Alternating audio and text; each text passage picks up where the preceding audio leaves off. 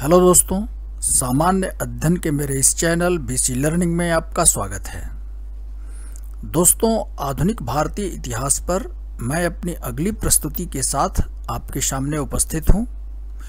प्रस्तुत वीडियो में हम लोग क्रांतिकारी राष्ट्रवाद के दूसरे चरण का अध्ययन करेंगे। इसके अंतर्गत प्रथम चरण के क्रांतिकारी राष्ट्रवादी आंदोलनों की समाप्ति के कारणों पर चर्चा की जाएगी। दूसरे चरण के क्रांतिकारी राष्ट्रवादी आंदोलनों की धाराओं के संबंध में हम लोग जानकारी प्राप्त करेंगे।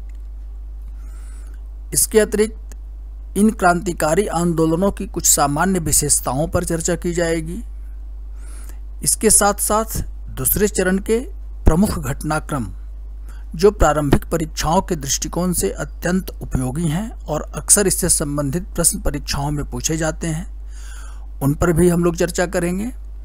और अंततः प्रथम और द्वितीय चरण के क्रांतिकारी आंदोलनों में अंतर को समझने का प्रयास करेंगे। तो दोस्तों, यह अध्ययन सामग्री प्रतियोगिता परीक्षाओं के साथ साथ विश्वविद्यालयों द्वारा आयोजित परीक्षाओं के लिए भी काफ़ी महत्वपूर्ण है। तो आइए इन्हें देखते हैं। दोस्तों, जैसा कि हम लोगों ने पहले देखा कि राष्ट्रीय आंदोलन में क्रांतिकारी राष्ट्रवादी आंदोलनों का उदय और विकास दो चरणों में हुआ था। प्रथम चरण 1908 से 1917 के बीच का चरण था। 1908 में क्रांतिकारी राष्ट्रवादी आंदोलनों की संगठनात्मक अभिव्यक्ति हुई थी और 1917 तक आते आते यह आंदोलन लगभग समाप्त हो चुका था।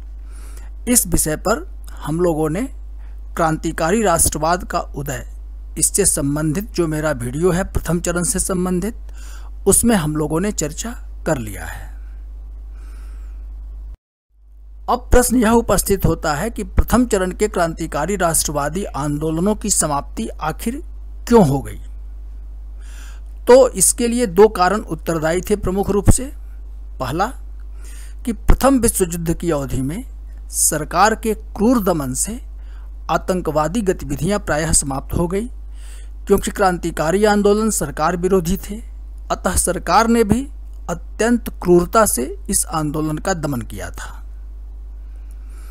दूसरी महत्वपूर्ण बात कि इस अवधि में भारतीय राजनीति में गांधी जी सक्रिय हो चुके थे। सत्याग्रह, अहिंसा और व्यापक जनसहभागिता जैसे गांधीवादी रणनीति के अंतर्गत राष्ट्रवादी आंदोलनों की कार्य पद्धति बदल रही थी। दूसरी तरफ सरकार ने भी 1917 में मॉन्टेग्यू चेम्सफोर्ड सुधारों की घोषणा कर दी थी। इस विषय पर हम लोग अलग से चर्चा करेंगे। तो इस घोषणा के साथ सौहार्दपूर्ण माहौल बनाने के लिए सरकार ने कई क्रांतिकारियों को जेल से रिहा कर दिया था। ऐसे माहौल में अधिकांश क्रांतिकारी कांग्रेस में शामिल हो गए और क्रांतिकारियों ने अहिंसात्मक असहयोग आंदोलन में अपनी सक्रिय भागीदारी दी। तो इन कारणों से प्रथम चरण का जो क्रांतिकारी आंदोलन था वह समाप्त हो गया था। लेकिन जैसा कि आप लोगों को पता है कि बिना किसी ठोस उपलब्धि के 5 फरवरी 1922 को चौरी चौरा कांड के बाद महात्मा गांधी ने 12 फरवरी 1922 को आंदोलन का स्थगन कर दिया। असहयोग आंदोलन स्थगित हो गया। इससे क्रांतिकारियों में घोर निराशा उत्पन्न हुई तथा वे गांधीवादी रणनीति पर सवाल उठाने लगे और अंततः अनेकों ने पुनः आतंकवाद का मार्ग अपना लिया। इस प्रकार असहयोग आंदोलन के स्थगन से उत्पन्न हुई निराशा के कारण पुनः भारतवर्ष में क्रांतिकारी राष्ट्रवादी आंदोलनों का उदय हुआ। अब कुछ महत्वपूर्ण तथ्यों की जानकारी ले लें। तो चौरी चौरा कांड 5 फरवरी 1922 को हुआ, जिसमें आंदोलनकारियों की भीड़ ने पुलिस थाने में आग लगा दी थी और इसमें 22 पुलिसकर्मी जल करके मर गए थे। गांधी जी ने 12 फरवरी 1922 को कांग्रेस के बारदौली की बैठक में आंदोलन को वापस लेने की घोषणा की थी। दोस्तों, प्रारंभिक परीक्षाओं के दृष्टिकोण से ये कुछ महत्वपूर्ण तथ्य हैं। आगे बढ़ते हैं। अब जो दूसरे चरण का क्रांतिकारी राष्ट्रीय आंदोलन शुरू हुआ, तो इसकी शुरुआत जो हुई थी वह 2 धाराओं में हुई थी। यह एक महत्वपूर्ण तथ्य है। प्रथम धारा पंजाब, उत्तर प्रदेश, बिहार और मध्य प्रांत में विकसित हुई, जबकि दूसरी धारा का विकास बंगाल में हुआ था। लेकिन इन दोनों ही धाराओं के क्रांतिकारी राष्ट्रवादी आंदोलनों की कुछ सामान्य विशेषताएं थी, जैसे कि विश्व में इस काल तक मार्क्सवाद, समाजवाद तथा सर्वहारा के सिद्धांतों पर आधारित कई साम्यवादी समूह विकसित हो चुके थे। इन दोनों ही धाराओं के क्रांतिकारी इन विचारों से कमोबेश प्रभावित थे। विशेष करके जो उत्तर भारत में क्रांतिकारी राष्ट्रवादी आंदोलन हुए थे, तो उत्तर भारत के राष्ट्रवादी जो थे वो साम्यवादी विचारों से सर्वाधिक प्रभावित थे। दूसरा कि क्रांतिकारी प्रथम विश्व युद्ध के पश्चात जो मजदूर संगठन उभर करके सामने आए थे, तो उनकी क्रांतिकारी क्षमता का प्रयोग ये राष्ट्रीय क्रांति के लिए करना चाहते थे, अर्थात मजदूरों को अपने आंदोलन में वो शामिल करना चाहते थे। इसके अतिरिक्त 1917 में रूस में क्रांति हुई थी और वहाँ बोल्शेविक सरकार की स्थापना हुई थी, साम्यवादी सरकार की। तो क्रांतिकारी जो थे ब्रिटिश शासन के विरुद्ध रूस की बोल्शेविक सरकार से मदद भी लेना चाहते थे। तो ये कुछ सामान्य विशेषताएं हैं इस चरण के क्रांतिकारी राष्ट्रवादी आंदोलनों की। आगे बढ़ते हैं। अब हम लोग प्रथम धारा पर चर्चा करते हैं। तो दोस्तों, जैसा कि हम लोगों ने पहले देखा कि पंजाब, उत्तर प्रदेश, बिहार, मध्य प्रांत में प्रथम धारा के क्रांतिकारी राष्ट्रवादी आंदोलनों का उदय हुआ था। तो इससे संबंधित कुछ प्रमुख तथ्य जो प्रारंभिक परीक्षाओं के दृष्टिकोण से महत्वपूर्ण हैं और अक्सर इस संबंध में प्रश्न पूछे जाते हैं, उन पर एक नज़र डाल लेते हैं। तो इस धारा के आंदोलन की शुरुआत 3 अक्टूबर 1924 में कानपुर में हिंदुस्तान रिपब्लिक एसोसिएशन की स्थापना से प्रारंभ होती है।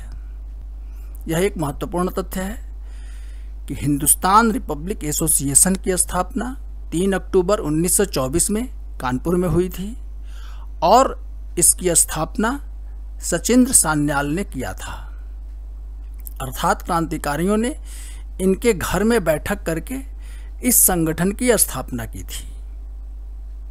दूसरा महत्वपूर्ण तथ्य कि हिंदुस्तान रिपब्लिक एसोसिएशन के 10 क्रांतिकारियों ने 9 अगस्त 1925 में हथियारों की खरीद के लिए काकोरी स्टेशन जो लखनऊ में था, वहाँ 8 down Lucknow Saharanpur passenger train में डकैती डाल करके रेलवे की सरकारी धन को लूटा था, जो काकोरी षड्यंत्र के नाम से जाना जाता है।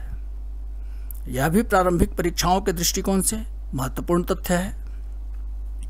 आगे बढ़ें। काकोरी ट्रेन डकैती मामले में हिंदुस्तान रिपब्लिक एसोसिएशन के 40 क्रांतिकारियों को गिरफ्तार किया गया था। दूसरा महत्वपूर्ण तथ्य कि इस काकोरी ट्रेन डकैती मामले में 4 क्रांतिकारियों को फांसी की सजा दी गई थी। ये 4 क्रांतिकारी थे राम प्रसाद बिस्मिल, रोशन सिंह, अशफाक उल्ला और राजेंद्र लाहिड़ी। वस्तुतः काकोरी ट्रेन डकैती का प्लान जो है वह राम प्रसाद बिस्मिल का था। तो इस प्रकार इन 4 क्रांतिकारियों को इस मामले में फांसी की सजा हुई थी और एक अन्य क्रांतिकारी थे मनमंथ नाथ गुप्ता, इनको 14 वर्ष की सजा हुई थी। तो इस प्रकार हिंदुस्तान रिपब्लिक एसोसिएशन का जो आंदोलन था, सरकारी दमन के कारण यह थम गया। पुनः 1928 में, वर्ष 1928 में दिल्ली के फिरोज शाह कोटला में चंद्रशेखर आज़ाद, भगत सिंह और कुछ अन्य क्रांतिकारियों ने मिलकर के हिंदुस्तान रिपब्लिक एसोसिएशन का पुनर्गठन किया और इसका नया नाम हिंदुस्तान रिपब्लिकन सोशलिस्ट आर्मी रखा गया। तो हिंदुस्तान रिपब्लिकन सोशलिस्ट आर्मी की स्थापना वर्ष 1928 में दिल्ली के फिरोज शाह कोटला में हुई थी। यह भी एक महत्वपूर्ण तथ्य है। आगे बढ़ते हैं। अब हिंदुस्तान रिपब्लिकन सोशलिस्ट आर्मी, इसके द्वारा एक महत्वपूर्ण हत्याकांड को अंजाम दिया गया। 17 दिसंबर 1928 में लाहौर में इस संगठन के क्रांतिकारियों ने लाहौर के सहायक पुलिस कमिश्नर सैंडर्स की हत्या कर दी थी। सैंडर्स जो था उसने 30 अक्टूबर 1928 को साइमन कमीशन के विरुद्ध एक प्रदर्शन चल रहा था जिसमें लाला लाजपत राय शामिल थे। उस प्रदर्शन पर उसने लाठीचार्ज किया जिसमें लाला लाजपत राय को चोट लगी और इस चोट से लाला लाजपत राय की बाद में मृत्यु भी हो गई। तो इसी सैंडर्स की हत्या हिंदुस्तान रिपब्लिकन सोशलिस्ट आर्मी के क्रांतिकारियों ने 17 दिसंबर 1928 को किया था लाहौर में। तो यह केस जो था वह लाहौर षड्यंत्र केस कहलाया था।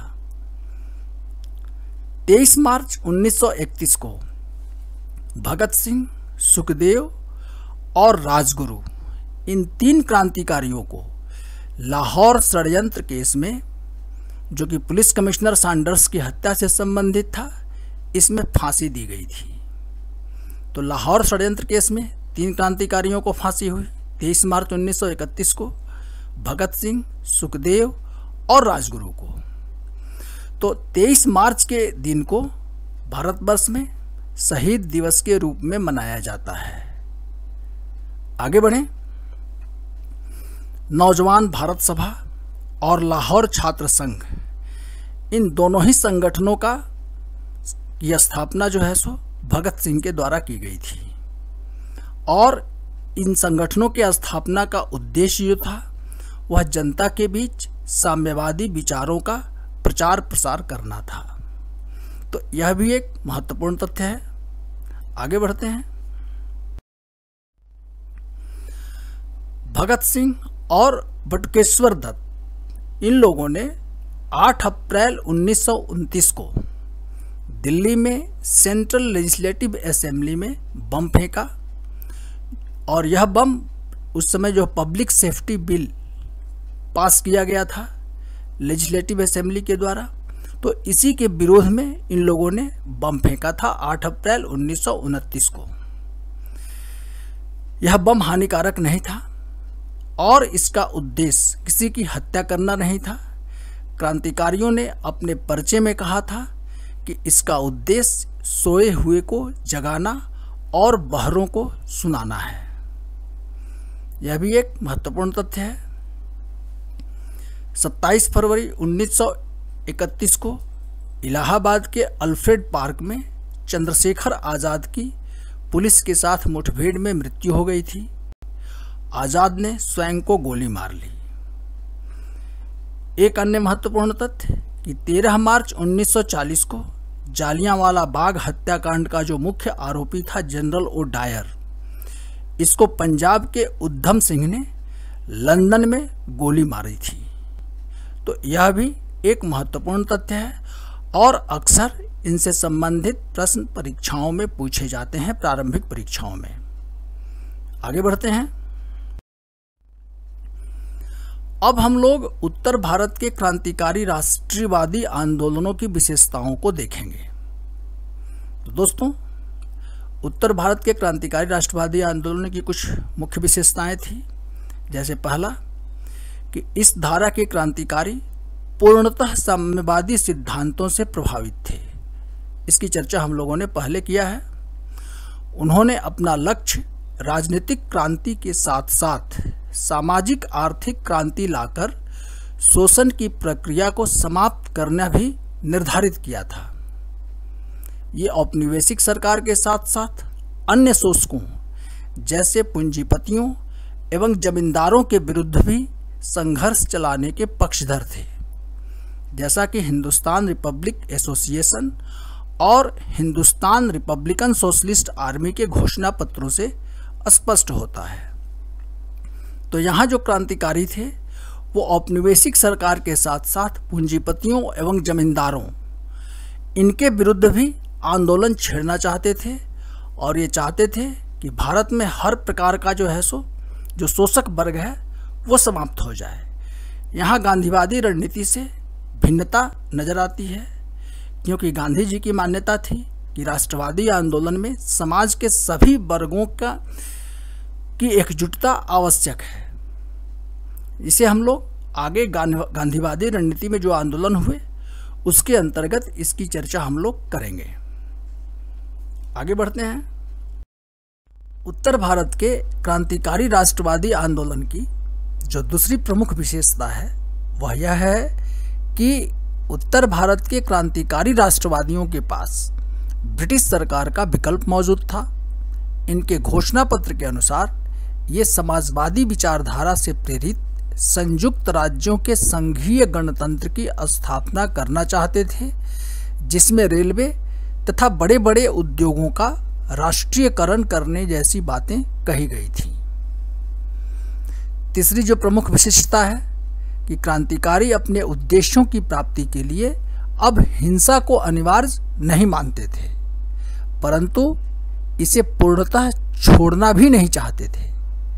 राजनीतिक हत्याओं की रणनीति का पूर्णतः परित्याग नहीं करने का प्रधान कारण यह था कि इससे कार्यकर्ताओं में आत्म बलिदान की भावना समाप्त हो जाने का भय था, जिसे पुनर्जीवित करने में कठिनाई होती। तो हिंसा की अनिवार्यता नहीं थी, लेकिन आत्म बलिदान की भावना को बनाए रखने के लिए राजनीतिक हत्याओं की रणनीति क्रांतिकारियों ने छोड़ी नहीं थी। जो चौथा प्रमुख विशिष्टता है कि छिपकर कार्य करने के बजाय अपने उद्देश्यों की प्राप्ति के लिए वे खुला संघर्ष करना चाहते थे। भगत सिंह के द्वारा नौजवान भारत सभा तथा लाहौर छात्र संघ की स्थापना इन्हीं उद्देश्यों के लिए की गई थी। जैसा कि हम लोगों ने पहले देखा कि इन संगठनों द्वारा युवाओं के बीच साम्यवादी विचारों का प्रचार प्रसार करने तथा उन्हें क्रांति के लिए तैयार करने का कार्य किया जाता था। तो ये चौथी प्रमुख विशेषता थी। पांचवा कि क्रांतिकारी अब वैयक्तिक वीरतापूर्ण कार्यवाहियों के स्थान पर संगठित कार्यवाहियों पर बल देते थे। इसमें डकैती डालना, नाका डालना प्रमुख रणनीति था। तो उत्तर भारत के क्रांतिकारी राष्ट्रवादी आंदोलनों की ये कुछ प्रमुख विशिष्टताएं थी। आगे बढ़ते हैं। अब दूसरी धारा की हम लोग चर्चा करेंगे। तो दूसरी धारा का विकास, जैसा कि हम लोगों ने पहले कहा कि इसका विकास बंगाल में हुआ था। 1922 से बंगाल में भी क्रांतिकारी आंदोलनों के पुनर्गठन का कार्य प्रारंभ हुआ। प्रेस के माध्यम से बड़े पैमाने पर क्रांतिकारी प्रचार एवं भूमिगत गतिविधियां प्रारंभ की गई। इस धारा की भी कुछ अपनी विशिष्टताएं थी, इन्हीं पर नजर डालते हैं। तो यहाँ की प्रमुख घटना 1930 में चटगांव शस्त्रागार पर क्रांतिकारियों द्वारा संगठित हमला करना तथा अस्थायी क्रांतिकारी सरकार का गठन करना है। यह एक महत्वपूर्ण घटना है बंगाल के क्रांतिकारी राष्ट्रवादी आंदोलन का। यह कार्यवाही सूर्य सेन के नेतृत्व में की गई थी। इस संगठित आंदोलन ने लगभग 3 वर्षों तक ब्रिटिश सेना एवं पुलिस से सशस्त्र संघर्ष किया था।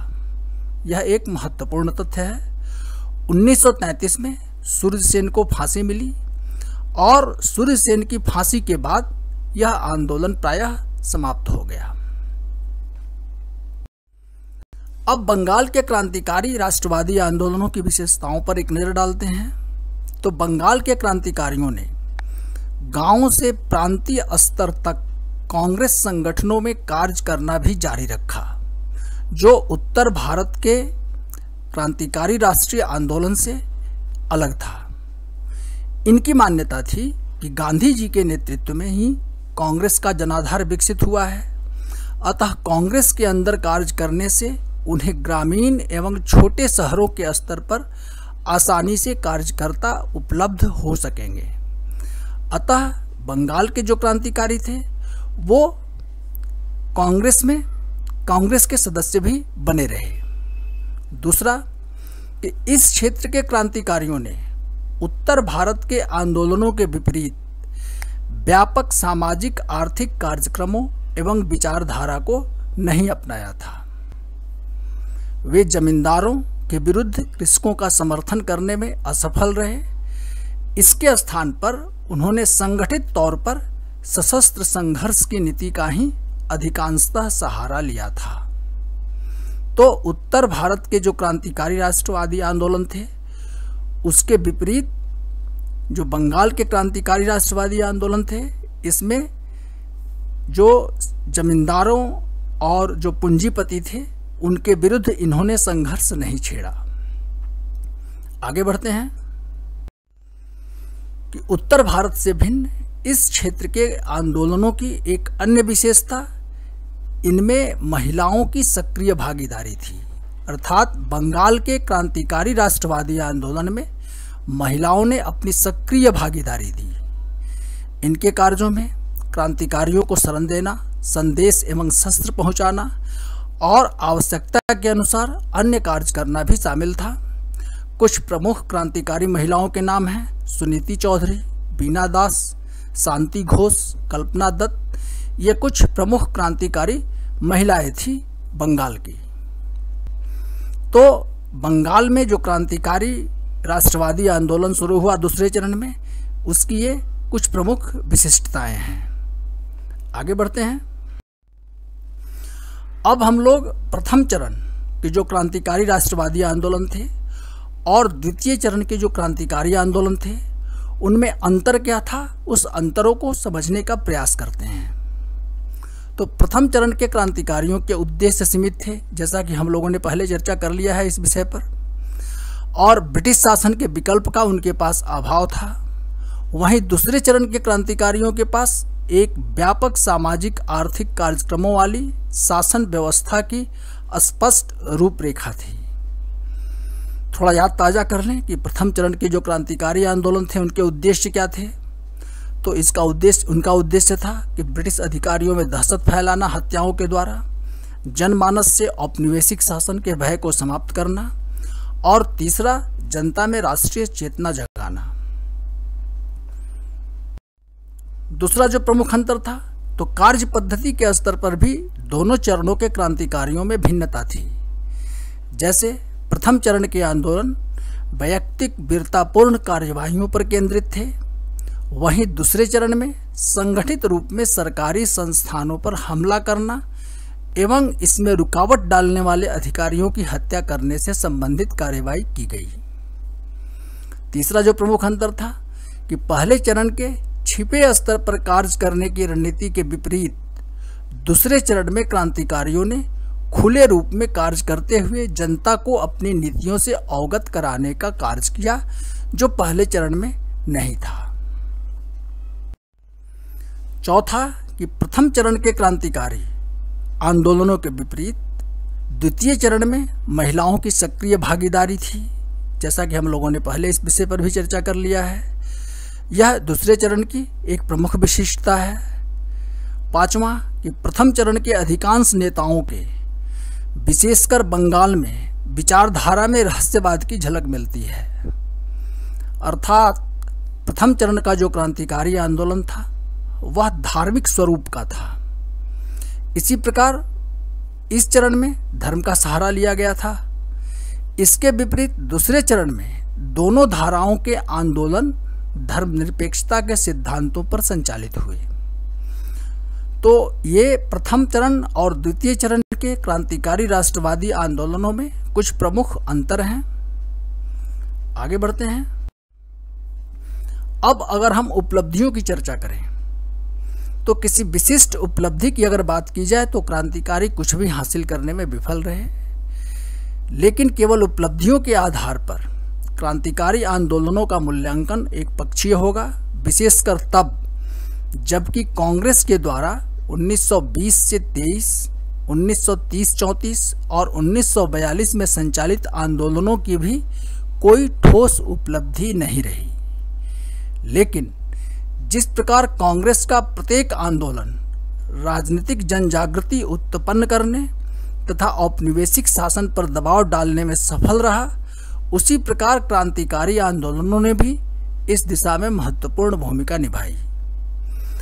क्रांतिकारियों के बलिदान एवं साहसपूर्ण कार्यों ने जनता को झकझोर दिया। जेल में उनके भूख हड़ताल, विधानसभा में बम धमाकों ने जन जागृति उत्पन्न करने में महत्वपूर्ण भूमिका निभाई थी। तो यह जो है दूसरे चरण के क्रांतिकारी राष्ट्रवादी आंदोलनों की कुछ प्रमुख उपलब्धियां बताई जा सकती हैं। दोस्तों, इस वीडियो में बस इतना ही। दोस्तों, यदि मेरी यह प्रस्तुति आपको उपयोगी लगी है तो कृपया मेरे इस वीडियो को लाइक कीजिए, और यदि अभी तक आपने मेरे इस चैनल को सब्सक्राइब नहीं किया है तो प्लीज़ इसे सब्सक्राइब अवश्य कीजिए। धन्यवाद।